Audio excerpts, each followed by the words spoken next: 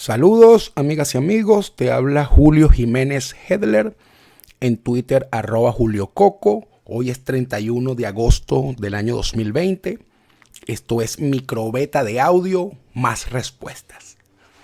Más respuestas porque hace un par de días publiqué el beta político Respuestas, donde expliqué a grandes rasgos el inicio de un nuevo panorama donde las luchas y contradicciones de las fuerzas políticas internas y esas mismas contradicciones, planes en los aliados internacionales y los no tan aliados derivados de la propuesta de consulta que hizo Juan Guaidó y la cual fue respondida negativamente tanto por Enrique Capriles como por María Corina Machado. En ese devenir de cosas y progresión, el día de hoy, la tiranía chavista, en una acción que sorprendió a muchos, aunque no era sorpresiva, ya habían indicios y publicaciones en medios de comunicación europeos, y aunque la mayoría de los periodistas venezolanos no prestaron mucha atención, algunos sí, hoy en un proceso bien oscuro de la historia de Venezuela, la tiranía chavista dice que producto de unos supuestos indultos, envía a sus casas a un conjunto de presos políticos, levanta teóricamente la persecución política sobre un conjunto de diputados que algunos están asilados en distintos países, otros como Freddy Guevara, quien es uno de los supuestos indultados, está asilado en la embajada de Chile. En la lista de los indultados no está el diputado Juan Requesens, a quien le dieron una medida de casa por cárcel. El asunto es que en el medio de estas sorpresas hay muchas interpretaciones y muchas cosas, y quiero ir un poco más allá de los lugares comunes, porque ya todo el mundo en Twitter dijo que eso no es un indulto porque Maduro no es presidente, y no es indulto porque estos venezolanos no tienen delito alguno. Y desde el ángulo de la técnica jurídica, aunque a la hora que grabo este microbeta de audio son las 9 en punto de la noche, no conocemos el decreto ni el detalle jurídico sobre el cual la tiranía chavista sustenta esta decisión. Pero el asunto de fondo, y por eso es que esto es más respuestas, es de dónde viene esto. Esto viene en el sentido de que sobre Venezuela o sobre la eventual solución de Venezuela hay dos visiones. Hay una visión que proviene desde los Estados Unidos de América, que es que producto de las sanciones, producto de los bloqueos navales, militares al narcotráfico y la persecución judicial, en algún momento el régimen de Maduro se va a fracturar, van a negociar y iniciaría una transición negociada.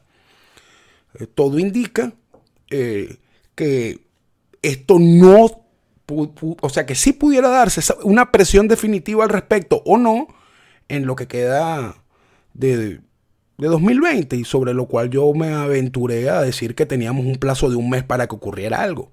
El asunto es que desde Europa no ven el asunto de este modo, y sobre todo luego de las declaraciones continuadas de voceros de la administración Trump, que dicen que vienen más bloqueos económicos y sobre todo de combustible a Venezuela, y creen que el asunto venezolano tiene que resolverse mediante unas elecciones.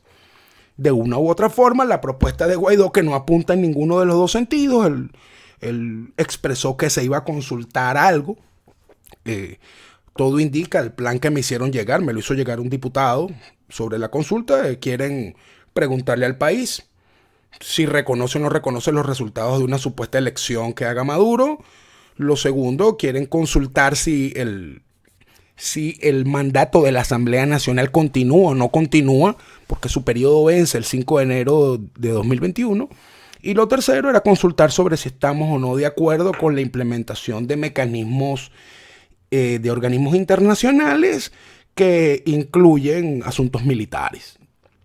Básicamente de eso se trata la consulta. Recordando, Capriles le dijo que no, expuso sus razones. María Corina le dijo que no, expuso sus razones. Y hoy, con esta no liberación, sino con esta promoción que está haciendo la tiranía chavista, vemos cómo desde Europa Se intenta imponer la tesis electoral en Venezuela y, por lo visto, quien está liderando desde lo interno esta estrategia es el señor Enrique Capriles. Más allá de que esto puede ser una jugada de la tiranía, lo cierto es que tras de esto hay una negociación seria donde están inmersos países europeos y algunos países latinoamericanos. Esto trae consecuencias, obviamente. La primera consecuencia es que si algunos países aceptan el decreto de indulto que emite Nicolás Maduro sobre estos venezolanos, evidentemente están reconociendo la presidencia de Nicolás Maduro y eso rebana el apoyo internacional a Guaidó. Lo segundo, hay muchos diputados y ciudadanos venezolanos que están en condición de asilo político y con este decreto de indulto, la causalidad del asilo político cesaría y si algún gobierno, por poner un ejemplo, el gobierno argentino, donde está el diputado Richard Blanco bajo condición de asilo, le puede retirar el estatus de asilo político porque ya no es perseguido, en teoría, por supuesto. Vimos las declaraciones del canciller español, quien vio con buenos ojos el indulto. Esto ya es un reconocimiento a Maduro como presidente y dijo claramente que la solución para Venezuela eran unas elecciones. Claramente, lo dijo sin ningún temor, ¿no? De tal manera que estos 60 países que apoyan la presidencia de Guaidó, con este decreto de indulto, van a fijar posiciones y esas posiciones rebanan los apoyos internacionales a Guaidó. De eso no hay duda. Sin embargo, estos países que pudieran terminar reconociendo ahora a Maduro como presidente y que impulsarían una estrategia electoral en Venezuela, definitivamente no significa que se ponen del lado de la propuesta de María Corina, muy al contrario, porque todos son gobiernos que están abiertamente en contra del presidente Trump y que apuestan a su no reelección. Por eso es que esto también es una contradicción con la política de Estados Unidos, una rebelión contra la política de Estados Unidos sobre Venezuela, y esto configura nuevas cosas. Por eso es que he visto algunas cosas en las redes sociales hoy, algunos análisis que me parece que no están apuntando hacia donde es, ¿no? Y es que esto es extradoméstico, totalmente extradoméstico, tal como lo planteé en el beta respuestas. ¿Hacia dónde nos dirigimos? Bueno, nos dirigimos hacia escenarios donde países van a apoyar una estrategia electoral en Venezuela y que la oposición se sume. Veremos quiénes se suman, veremos quiénes de los supuestos indultados o pseudo indultados se suman. Y algunos dijeron que no abiertamente, como el diputado de Gracia, el diputado Juan Pablo García, la diputada Magallanes, ya dijeron que no. Pero bueno, vamos a ver de qué se trata esto. La respuesta estadounidense, más allá de cualquier declaratoria política que hagan, el asunto es cómo se van a manejar ellos con respecto a los países que apoyan esta estrategia, ¿no? Y sobre eso yo hago una salvedad política desde lo personal. Todo esto que está pasando, aunque se viese confuso, en mi opinión lo primero es que ocurrió tarde. Y lo segundo es que era previsible. Y era previsible porque cuando nos recordamos de 2017, de 2016, recuerdo claramente que cuando nosotros estábamos en las calles luchando y afrontando la represión, muchísimos muertos, muchísimas pérdidas, muchísimos presos políticos, muchísimos torturados, mientras nosotros estábamos en las calles pidiendo la salida de Maduro del poder, la Mesa de la Unidad Democrática y la Asamblea Nacional exigían 4 cosas que yo en todos estos años he hablado al respecto. Exigían liberación de presos políticos, exigían reconocimiento de la Asamblea Nacional, exigían la apertura de un canal humanitario y exigían elecciones. Bueno, 3 años después, esa es la estrategia que toman algunos países de Europa y algunos países latinoamericanos. Es decir, con un delay de 3 años. Ya hoy, aunque yo creo que eso no es libertad, pero bueno, algunos gobiernos pueden asumir que se le liberaron casi todos los presos políticos. Pueden decirlo. Más allá de los tecnicismos jurídicos, pueden decirlo. Si en estas mismas negociaciones del chavismo con estos países empieza a entrar ayuda humanitaria o más ayuda humanitaria, bueno, ya sería la segunda solicitud cumplida de aquellas famosas 4. Y sobre el reconocimiento a la Asamblea Nacional cesa el 5 de enero de 2020. Y más allá de la famosa tesis de la continuidad administrativa, y quiero detenerme un momentito en eso, que incluso fue defendido esta tesis por el señor Story, quien es el encargado político de Venezuela, una especie de embajador virtual, así es como se publica y despacha desde España. El señor Story dice que en Venezuela ahí se puede aplicar la continuidad administrativa y que eso ya ha ocurrido. Y yo creo que eso no es verdad. Alguien le mintió al señor Story, porque la única vez que un cuerpo legislativo fue sometido al criterio de la continuidad administrativa fue cuando durante 3 periodos no se hicieron elecciones de concejales en Venezuela. Y eso gracias a una sentencia ilegal, ilegítima e infame del Tribunal Supremo de Justicia chavista. Durante 3 periodos se eligieron alcaldes y no se eligieron los concejales. Entonces yo creo que nosotros no podemos agarrarnos de una ilegalidad y una arbitrariedad tan grande para avalar algo que no existe. Sí entiendo que a partir del 5 de enero del año 2020 entramos en un limbo, porque si las elecciones que lanza Nicolás Maduro son ilegales e ilegítimas, y sobre eso yo creo que Guaidó se equivoca en querer consultar eso a los venezolanos, yo creo que eso está totalmente claro desde lo constitucional hasta los análisis políticos, entramos en un limbo porque no tenemos Asamblea Nacional.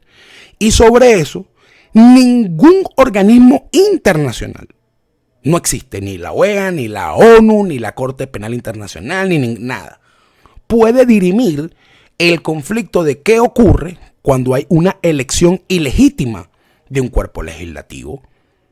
No se puede. Y mucho menos ningún país, y eso incluye Estados Unidos, puede determinar qué es lo legal y lo ilegal.